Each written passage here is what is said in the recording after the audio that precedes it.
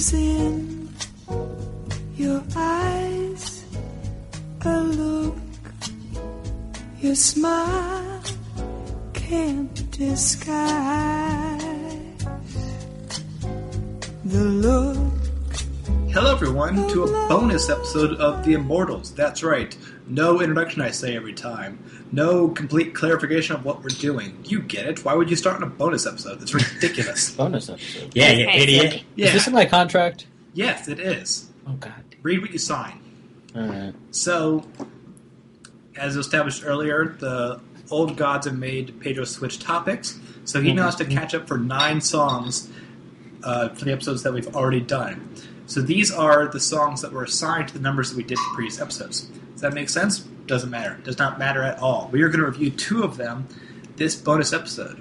We're going to review The Look of Love by Dusty Springfield and You Don't Know Me by Armand van Helden. Helden. We will figure out the answer to that pronunciation by the end of the episode. Probably. Yes. So, these are 2 dramatically different songs. Yeah, Oh Very my much god, so. so. Pedro, let's start with The Look of Love. What A Look of Love. do you think of this one? I love this song. Do It's you? such a great song. Yes, I do. The so Look of Love, the way from what I understand, and apparently this is right, because as it's been corroborated, this was written by Burt Bacharach in '67 for the James Bond spoof Casino Royale. Like, this was actually meant for the soundtrack, and his motivation for this song was watching one of the actresses in one of the scenes, in some scene that he saw of her. And yes, which makes perfect sense now, because I saw, I knew this song from, as soon as I saw The Look of Love, I'm like, it can't be that song. Oh my god, it is the song. As soon as I started listening to it, I am a huge, huge fan of Austin Powers, the first one. Yeah. I've seen it a million times. Like, one of my favorite movies. I have it completely memorized. It has nothing to do with the fact that every once in a while I'd be stranded in France for a few weeks and the only thing in English was this recorded tape of Austin Powers. Nothing to do with that. Nah. Not at all. So, as soon as the song started playing, I just started playing the hot tub scene in my head over and over. Oh my gosh! With a lot of vagina. Yes, this is the Wait, is song. this the song? This is the You're song. right! It is. Let me sleep into something more comfortable. And then it starts, the look. And then he's watching her undress and all that Yep. sort of. This is that song, and it made me so happy that I got to listen to it. Don't tell the intern that. But then I was like, oh, this is a Casino Royale song, so I'm going to look it up. And it's the exact same sort of scene. The James Bondish character is being led into a room, seduced by Vesper Lynn. And totally makes sense now. I finally understand why that song was in Austin Powers and why every song in Austin Powers was by Burt Bacharach. So Finally. And there's a Burt Bacharach. Isn't there a Burt Bacharach joke at the end of one of Oh the no, movies? like the entire Austin Powers thing. It's like a giant Burt Bacharach joke. Everything is Shows up a everything's lot, Burt yeah. Bacharach, yeah. Like all Okay. these albums are by Burt Everything Bacharach. is coming Yeah. together now. I know. I had this feeling like 5 hours ago. Wow. It's amazing. Like, my whole world is so much bigger now, So I'm which gonna- is weird because we're thousands of years old. Anyway, so that's all history. The song, I love this song. What do you it's- do- Oh, so go on. No, I love how, like, her voice is so pure, pristine. Like, it's not show-offy at all. It doesn't have anything to take your attention away. It's just her and some background stuff. And it captures me every time. I really want to see what it looks like having her look into my eyes while she's saying the look of love is in your eyes. That would make me so happy. You were actually seduced by this song. I am still Okay. actively being seduced by this song. Let's let Pedro think on his thoughts for a second. Let's go around the table a little bit. Lee, what do you think of The Look of Love? I was really disappointed that it wasn't the original, like, there's a song by a band called ABC called The Look of Love. This is not the original. That was not a remake. They're 2 separate songs, and I was disappointed. But I do like Dusty Springfield, so that was enjoyable. It was a little boring, but it was fun. Yeah, this is not the best Dusty Springfield song ever, but by any means. But I just like Dusty Springfield. I mean, it sounds like she always kind of sounds like she's just singing to herself in a room. Like that it's very, like, I don't know, there's something sort of like, yeah, like pure and non-show businessy about her sound, which I've always liked, and this song had that. But it's effortless. Yeah. It is. It really is. And never particularly overproduced, which is nice. Yeah. Mm-hmm. No, this is so lovely. Austin, so did you listen to this?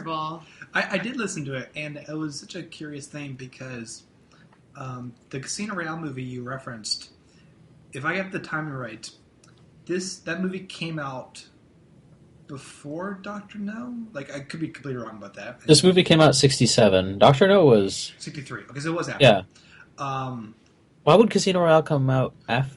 Whatever. Well, the books were super popular. Yeah. And so this was something that this movie, and you'll discover this eventually when I ever hit one of those movies. Pedro and I love James Bond. And so much. Oh my god. So I tried to watch the movie many years ago, and I turned it off. And I never tend to do that. Ooh. It stars Woody Allen and David Niven, and they all play James Bond. And the movie makes... They all play James Bond? Because the movie makes literally no sense, because people kept quitting during the production of the movie, including actors, and I think the director. The movie is incomprehensible to follow any aspect of it. It is a complete train wreck of a movie. By accident, they did a thing where there's a bunch of James Bonds. Yeah.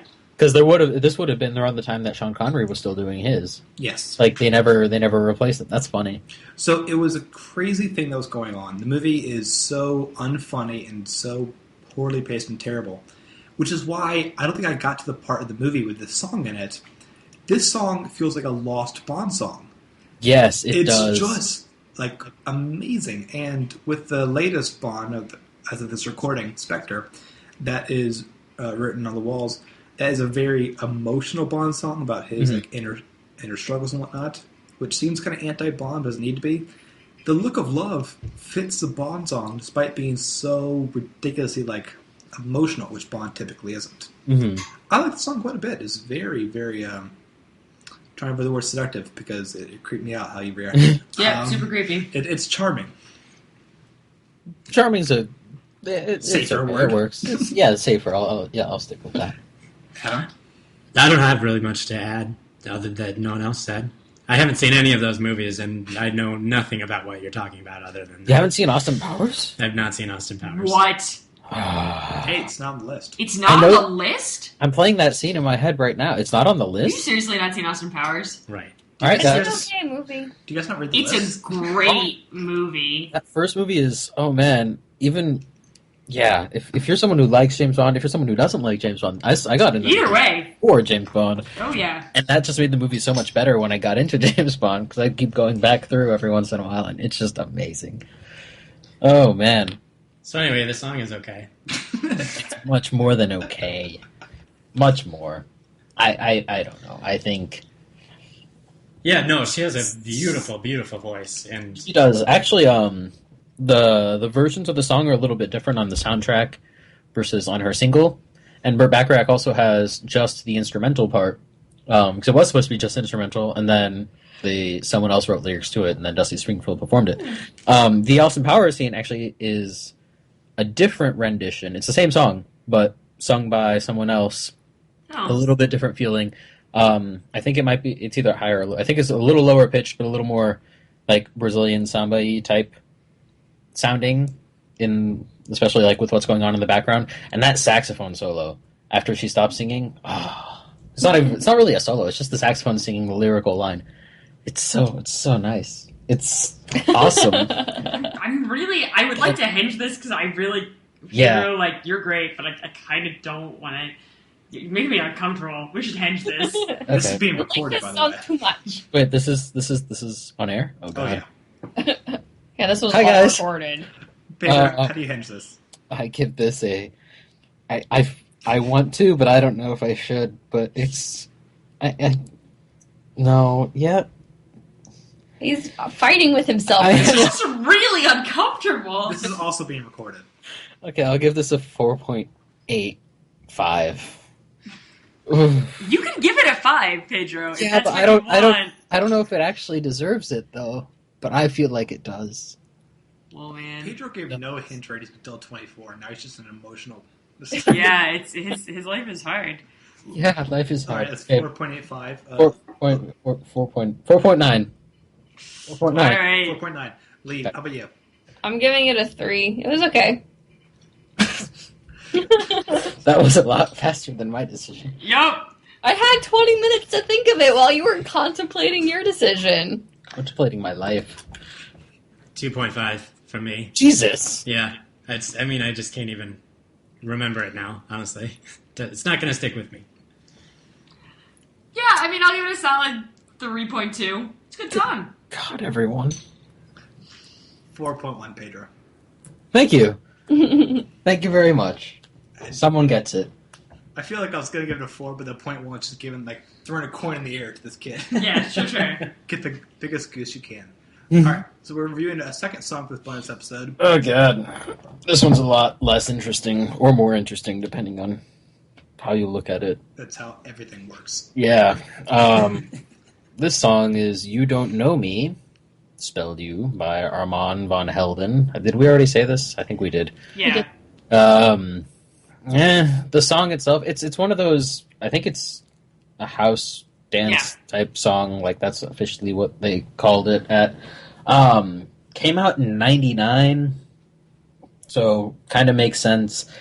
The song itself, it's not terrible. It's a very, that kind of song. The video that goes along with it does not jive with the song at all. It's really weird. So, the lyrics to this song are all, you don't know me, you say I'm not living right, you don't understand me, why do you judge my life, I'm gonna do what I'm gonna do, it's my life, that whole sort of thing, everyone's trying to bring me down, even though they don't know me, I'm my own guy, I'm gonna fight this. And then you watch a video that is literally two guys just trying to get in a club. It's true. It's pretty much Or the whole plot of another video. club. I could see these lyrics going on with something very, serious or more interesting, But no. It's... To me, it kind of reflects the song, though, because the lyrics are very emo and, look at me, I have emotions. But the tune and the presentation is very confident. It's very, yeah. danceable. As he... Oh, That's see, true. I did not find this song danceable. You were dancing when you were listening I to dance to everything. I really do. I dance to random songs in my head. I dance to, the sounds of refrigerators turning on. I dance to everything. Look That at is that. also concerning. We have a lot of concerns for this entire episode so far.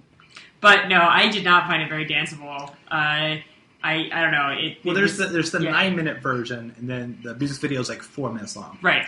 So Oh, sure. the stretched out version really is here's the beat. Yeah, it's And very then- much a beat song. You don't don't know have to be me. paying attention to what's going on.